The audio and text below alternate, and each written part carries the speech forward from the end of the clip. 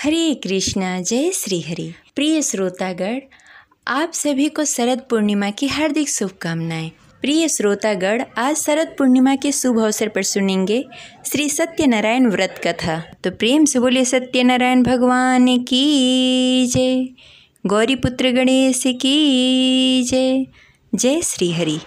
एक समय की बात है, नैमिषारण्य तीर्थ में सैनिक आदि 88,000 ऋषियों ने श्री सूत जी से पूछा, हे प्रभु, इस कलयुग में वेद विद्या रहित मनुष्य को प्रभु शक्ति किस प्रकार मिल सकती है तथा उसका उद्धार कैसे होगा? हे मुनि श्रेष्ठ, कोई ऐसा तप बताएं जिससे थोड़े समय में ही पुण्य मिले और मनवांछित फल की प्राप्ति हो।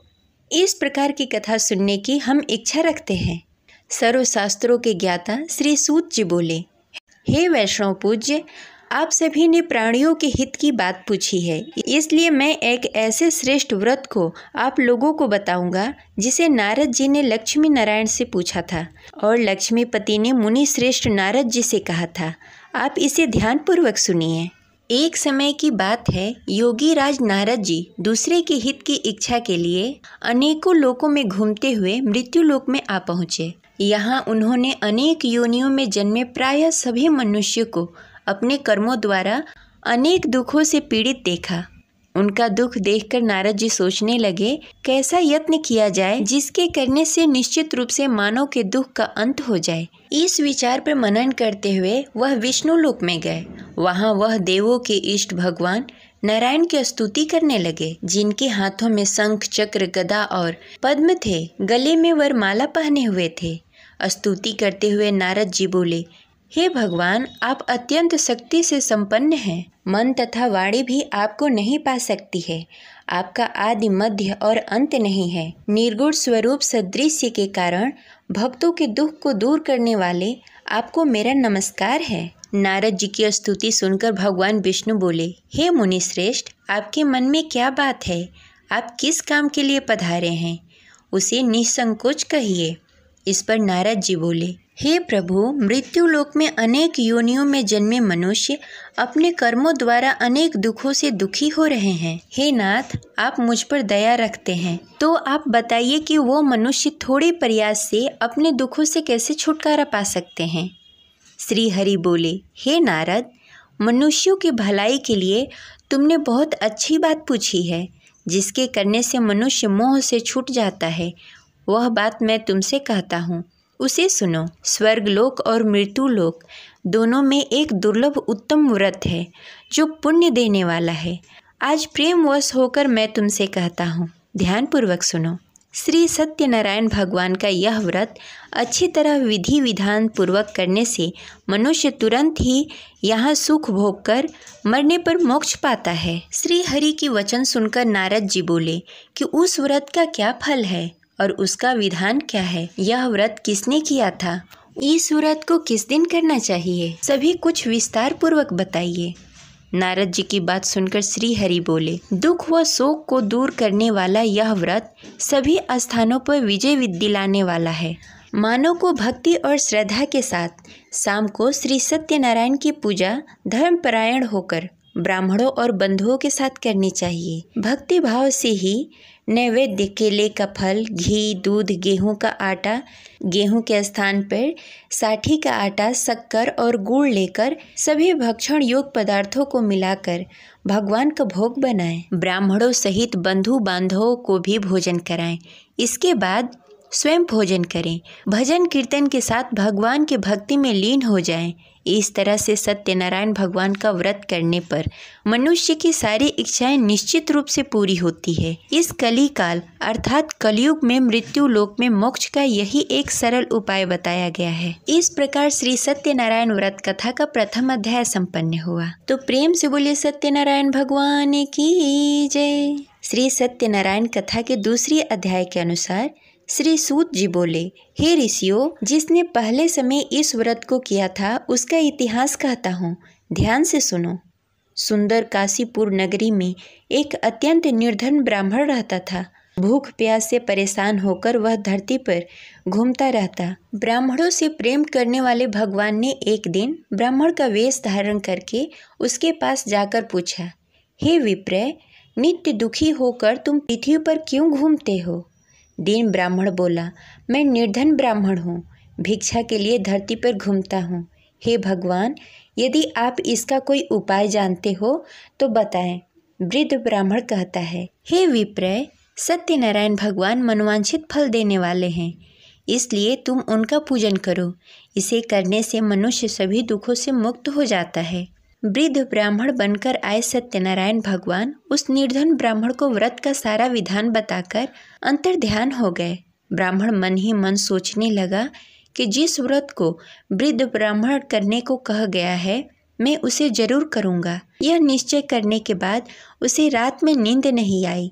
वह सवेरे उठकर सत्यनारायण भगवान के व्रत का निश्चय कर भिक्षा के लिए निकल चला। उस दिन निर्धन ब्राह्मण को भिक्षा में बहुत धन मिला, जिससे उसे बंधु बांधवों के साथ मिलकर श्री सत्यनारायण भगवान का व्रत संपन्न किया। भगवान सत्यनारायण का व्रत संपन्न करने के बाद वह निर्धन ब्राह्मण सभी दुखों से छूट गया। हर माह इस व्रत को करने लगा। इस तरह से सत्यनारायण भगवान के इस व्रत उसी समय से जो मनुष्य करेगा वह सभी प्रकार के पापों से छूटकर मोक्ष को प्राप्त होगा और सभी दुखों से मुक्त हो जाएगा। श्री सूत जी बोले कि इस तरह से नारद जी से नारायण जी का कहा हुआ श्री सत्यनारायण व्रत को मैंने तुमसे कहा। हे विप्रो, मैं अब और क्या कहूँ?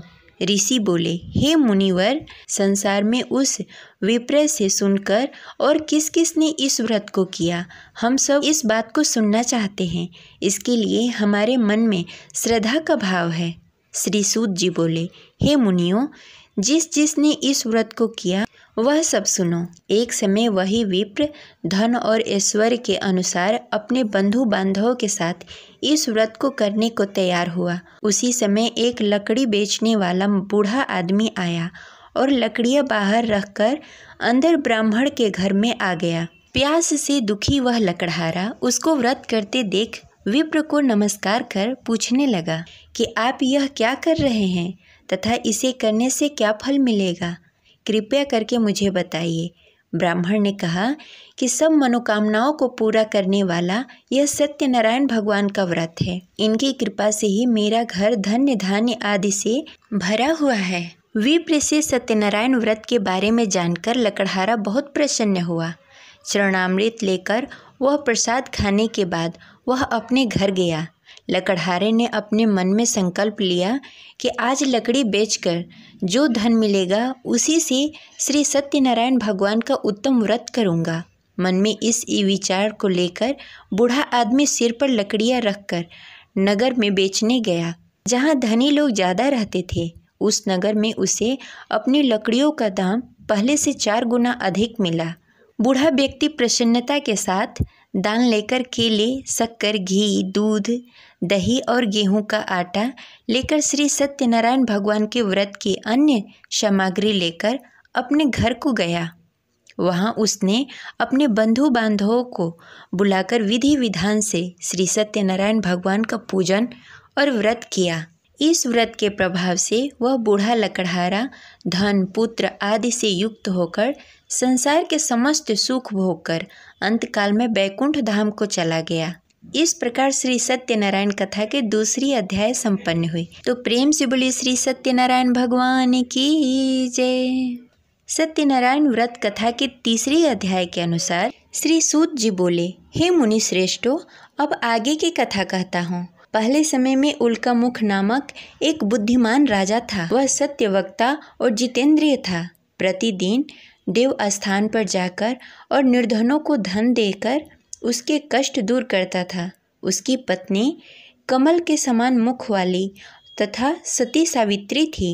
भद्रशिला नदी के तट पर दोनों ने श्री सत्यनारायण भगवान का व्रत किया। उसी समय साधु नाम का एक वैश्य आया। उसके पास व्यापार करने के लिए बहुत सारा धन भी था। राजा को व्रत करते देखकर वह विनय के साथ पूछने लगा, हे राजन, भक्ति भाव से पूर्ण होकर आप यह क्या कर रहे हैं?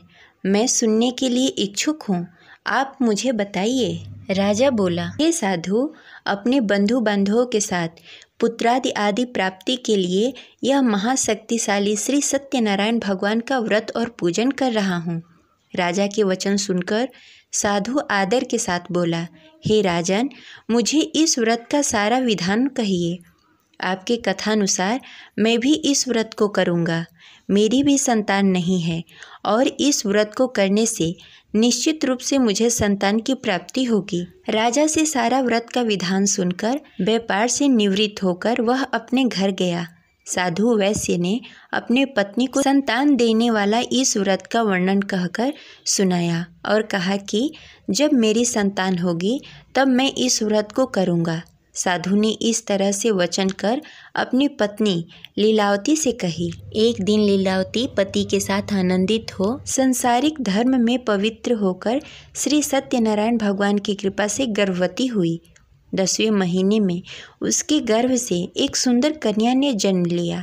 दिनों दिन वह ऐसे बढ़ने लगी जैसे शुक्ल पक्ष का चंद्रमा बढ़ता है। माता पिता ने अपनी कन्या का नाम कलावती रखा। एक दिन लीलावती ने मीठे शब्दों में अपने पति को याद दिलाया कि उसने सत्यनारायण भगवान की जिस व्रत को करने का संकल्प लिया था उसे करने का समय आ गया है। आप इस व्रत को करिए। साधु बोला कि हे प्रिय, इस व्रत को मैं उसके विवाह पर करूँगा। इस प्रकार अपनी पत्नी को आश्वासन देकर वह नगर को चला गया। कलावती पिता के घर में रहकर दिनों दिन बड़ी होने लगी। साधु ने एक बार अपनी कन्या को अपने नगर की सखियों के साथ खेलते हुए देखा तो तुरंत ही दूत को बुलाया और कहा कि मेरी कन्या योग वर देखकर आओ। साधु की बात सुनकर दूत कंचन वन में पहुंचा। वहां अच्छी तरह से देख सुनकर लड़की के सुयोग वाड़िक पुत्र को ले आया। सुयोग लड़के को देखकर साधु ने बंधु बांधवों को बुलाकर अपनी पुत्री का विवाह कर दिया। लेकिन दुर्भाग्य की बात यह है कि साधु ने अभी भी श्री सत्यनारायण भगवान का व्रत नहीं किया। इस पर श्री भगवान क्रोधित हो गए और श्राप दिया कि साधु अत्यधिक दुख से मिले।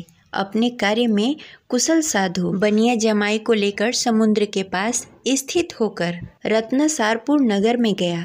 वहां जाकर दामाद और ससुर दोनों ने मिलकर चंद्रकेतु राजा के नगर में व्यापार करने लगे। एक दिन भगवान श्री सत्यनारायण की माया से एक चोर राजा के घर राजा का धन चुराकर भाग गया। उसने राजा के सिपाहियों को अपना पीछा करते देख चुराया हुआ धन वहां रख दिया जहां साधु अपने जमाई के साथ ठहरा हुआ था। राजा के सिपाहियों ने साधु वैश्य के पास राजा का धन पड़ा देखा तो वह ससुर और जमाई दोनों को बांधकर प्रसन्नता से राजा के पास ले गए और कहा कि उन दोनों चोरों को हम पकड़ लाए हैं, आप आगे की कार्रवाई की आज्ञा दीजिए। राजा की आज्ञा से उन दोनों को कठिन कारावास में डाल दिया गया और उसका सारा धन भी उससे छीन लिया गया। श्री सत्यनारायण भगवान के श्राप से साधु की पत्नी भी बहुत दुखी हुई। घर में भी धन सारा खत्म हो गया। उसे चोर चुरा ले गए। शारीरिक तथा मानसिक पीड़ा और भूख प्यास से अति दुखी होकर अन्न की चिंता में कलावती एक ब्राह्मण के घर गई। वहां उसने श्री सत्यनारायण भगवान का व्रत होते हुए देखा। फिर कथा भी सुनी। वह प्रसाद ग्रहण कर रात को घर वापस आई। माँ ने कलावती से पूछा कि हे पुत्री, अब तक तुम कहाँ थी?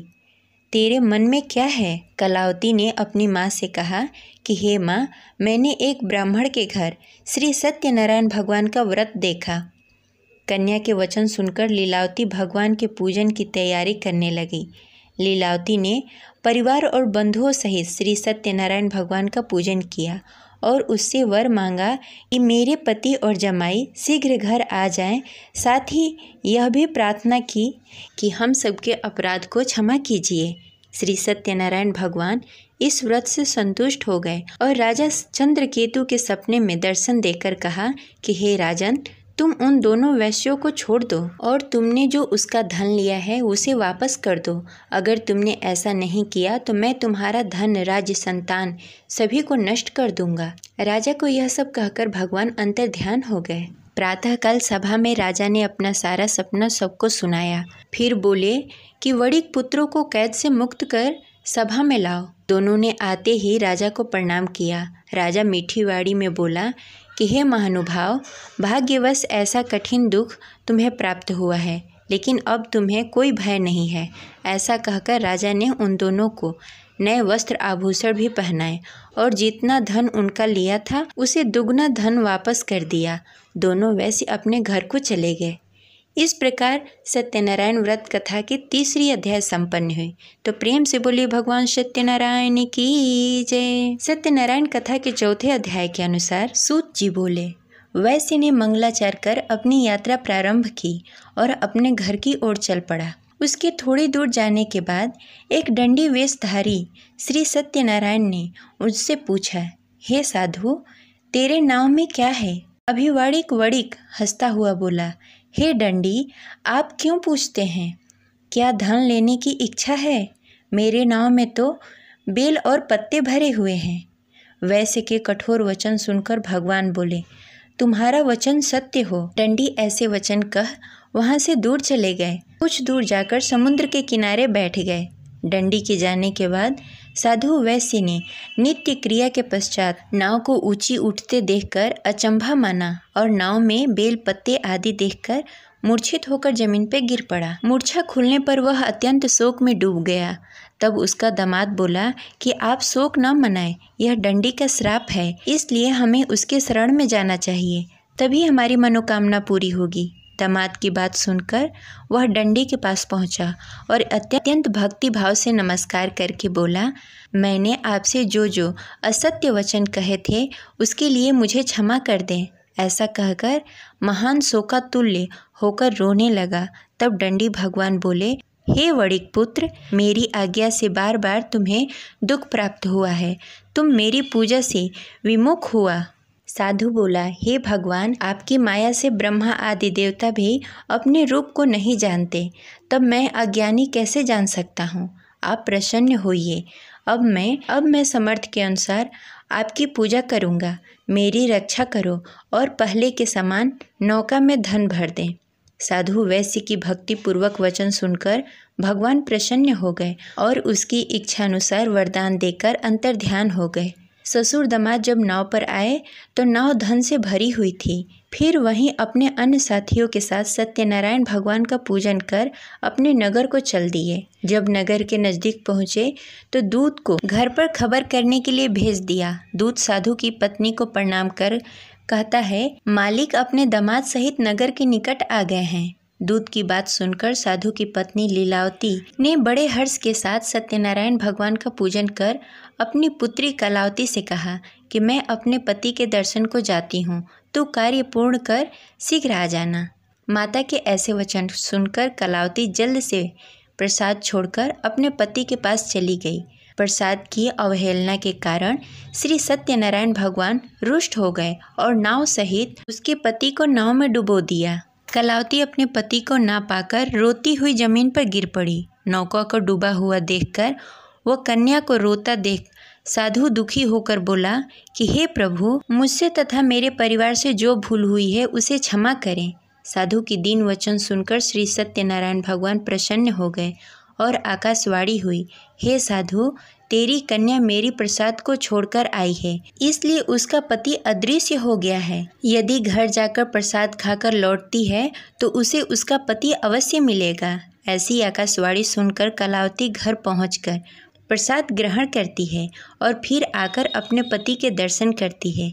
उसके बाद साधु अपने बंधु बांधवों के सहित श्री सत्यनारायण भगवान की विधि विधान से पूजा करता है तथा इस लोक से सुख भोग कर अंत में स्वर्ग को जाता है। इस प्रकार सत्यनारायण व्रत कथा के चतुर्थ अध्याय संपन्न हुई। प्रेम से बोले श्री सत्यनारायण भगवान की जय। श्री सत्यनारायण भगवान के पंचम अध्याय के अनुसार श्री सूत जी बोले, हे ऋषियों, मैं और भी एक कथा सुनाता हूँ, उसे ध्यान पूर्वक सुनो। प्रजा पालन में लीन तुंगध्वज नामक एक राजा था।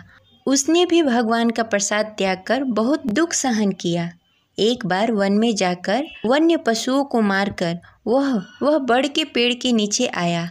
वहाँ उसने ग्वालों को भक्ति भाव से अपने बंधुओं के सहित सत्यनारायण भगवान का पूजन करते देखा। अभिमानवश राजा ने उन्हें देखकर भी पूजा स्थान में नहीं गया, न ही उसने भगवान को नमस्कार किया। ग्वालों ने राजा को प्रसाद दिया, लेकिन उसने वह प्रसाद नहीं खाया और प्रसाद को वहीं छोड़कर अपने नगर को चला आया।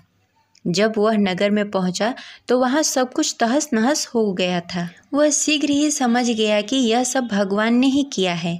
वह दोबारा ग्वालों के पास पहुंचा और विधि पूर्वक पूजा कर प्रसाद खाया और श्री सत्यनारायण भगवान की कृपा से सब कुछ पहले की जैसा हो गया। दीर्घकाल तक सुख भोगने के बाद मरणों उपरांत उसे स्वर्गलोक की प्राप्ति हुई। जो मनुष्य परम दुर्लभ इस व्रत को करेगा वह श्री सत्यनारायण भगवान के अनुकंपा से उसे धन्य धान्य की प्राप्ति होगी, निर्धन धनी हो जाएगा और भय मुक्त होकर जीवन जीता रहेगा। संतानहीन मनुष्य को संतान सुख मिलेगा और सारी मनोकामनाएं पूर्ण होगी। मानो अंत काल में बैकुंठ धाम को जाएगा। श्री सूत जी बोले, जिन्होंने पहले इस व्रत को किया है अब उसके दूसरे जन्म की कथा कहता हूँ। वृद्ध सतानंद ब्राह्मण ने सुदामा का जन्म लेकर मोक्ष की प्राप्ति की। लकड़हारे ने अगले जन्म में निषाद बनकर मोक्ष प्राप्त किया। उल्का मुख नामक राजा दशरथ होकर बैकुंठ को गए। साधु नाम के वैश्य ने मोर ध्वज बनकर अपने पुत्र को आरे से चीरकर मोक्ष पाया। महाराज तुंग ध्वज ने स्वयंभू होकर भगवान के भक्ति युक्त होकर कर्म का मोक्ष पाया। इस प्रकार श्री सत्यनारायण व्रत कथा 5वां अध्याय संपन्न हुई। तो प्रेम से बोले श्री सत्यनारायण भगवान की जय।